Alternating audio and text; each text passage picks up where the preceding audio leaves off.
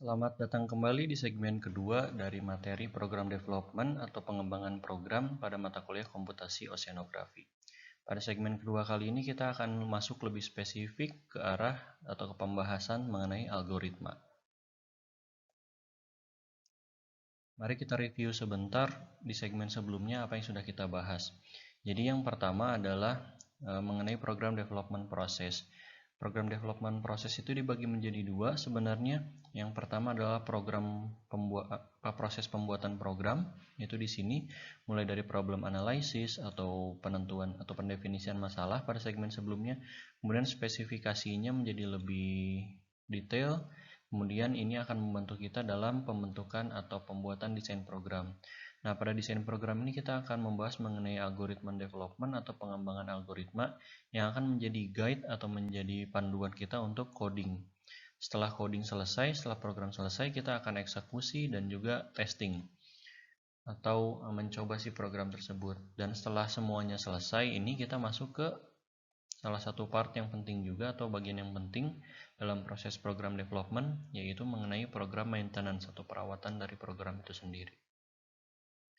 Seperti tadi yang sudah dibahas, bahwa ini adalah program development proses bagannya, tapi sekarang kita bagi menjadi 3 saja untuk tahap awal. Jadi yang pertama ada problem analysis, kemudian ada algorithm, dan ada coding.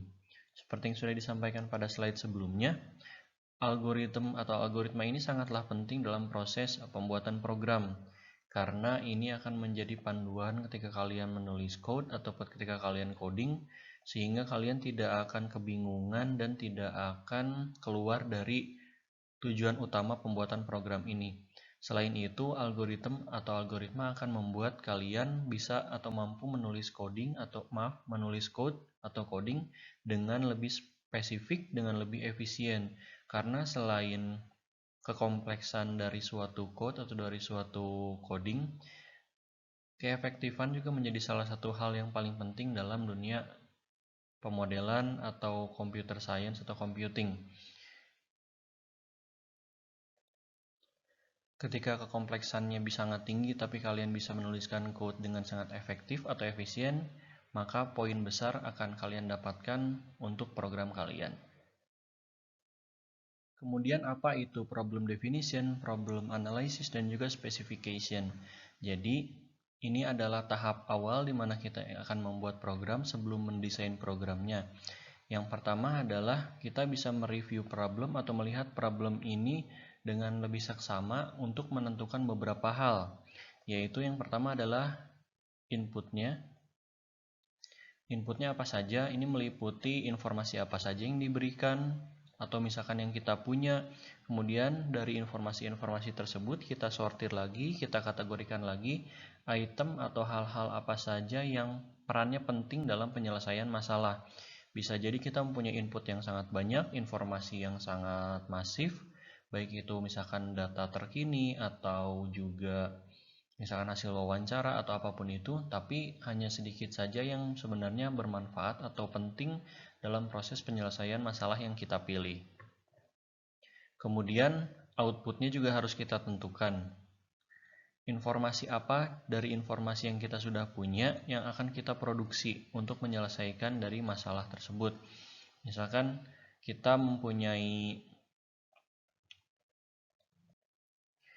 kita ada masalah pada suatu pelabuhan. Kita ingin tahu kapan waktu yang paling efektif atau tepat untuk kapal bersandar. Dan kita punya misalkan data pasang surut. Nah, data pasang surut meliputi banyak hal, dari tingginya, kemudian dari periodenya, dari waktunya, waktu ketinggian gelombangnya. Nah, untuk menentukan waktu berarti kita sebenarnya tidak membutuhkan hasil akhir berupa ketinggian. Karena ketinggian merupakan salah satu hal yang berada dalam prosesnya, sementara informasi yang penting untuk disampaikan keluar dari luar program adalah waktunya. Kapan misalkan gelombangnya paling rendah, kapan gelombangnya paling tinggi. Nah, itu adalah cara mendefinisikan informasi seperti apa yang kita butuhkan dan informasi seperti apa yang perlu kita produksi. Kemudian setelah kita menspesifikasikan problem atau permasalahan, kemudian ingin mencoba memulai program desain, kita mulai dengan algoritma atau dibaca algorithm dalam bahasa Inggris. Definisinya dari algoritma adalah suatu proses atau set of rules atau beberapa peraturan atau instruksi sebenarnya yang bisa kita ikuti dalam proses perhitungan atau dalam proses coding untuk intinya menyelesaikan permasalahan atau operasi problem solving yang tentunya digunakan atau diinstruksikan kepada komputer. Dalam keseharian kita apa sih sebenarnya yang berupa algoritma? Paling mudah adalah resep masakan. Jadi resep masakan adalah salah satu bentuk instruksi yang terurut. Misalkan kalian mau masak nasi goreng ya kalian misalkan bikin bumbunya dulu, menghaluskan bawang, menghaluskan kemudian bawang merah, bawang putih, kemudian ditumis dulu baru masukin telur atau baru masukin nasi. Nah, itu adalah instruksi-instruksi yang sebenarnya mendefinisikan pekerjaan yang kita lakukan. Jadi ada finite list of instruction.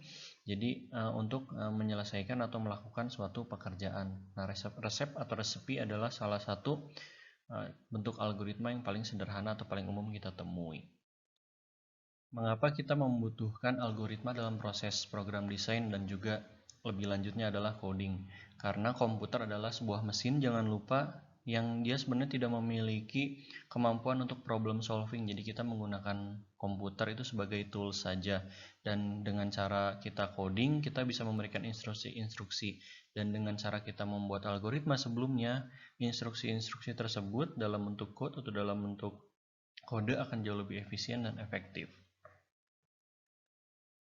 Sekian untuk segmen kedua kali ini, terima kasih.